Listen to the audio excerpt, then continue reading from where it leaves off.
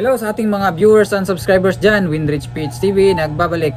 Sa video ito ay ipapakita ko sa inyo ang bago naming commercial calendar para sa 2026. Swak na swak para sa business, giveaways or personal use. Narito po ang ating templates sa 6 pages. Ang size po nito is 11 by 17. Resolution is 300. Try natin itong i-print para makita natin yung printed output. Paper type, plain paper, quality, standard vivid. Epson ang ating gamit na printer, L11050 hanggang 83 plus ang kaya niyang i-print.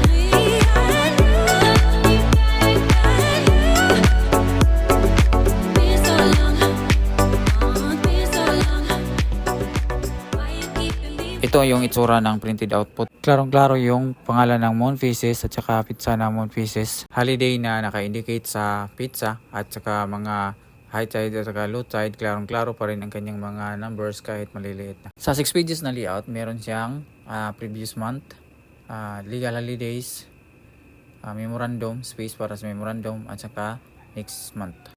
Meron ding figures above indicate high tide. Meron ding figures below indicate low tide.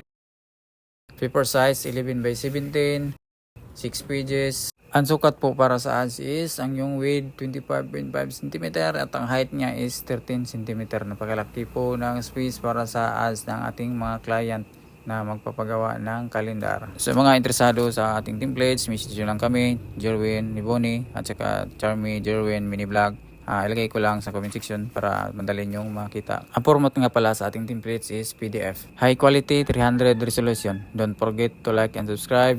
Winrich PH TV, thank you for watching. God bless everyone.